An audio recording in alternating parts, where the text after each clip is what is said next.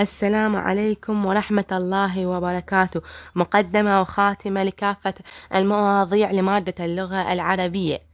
رزقنا الله اللسان لأتحدث به وأعبر عن أفكاري، كما رزقني العقل لأفكر قبل أن ينطق لساني.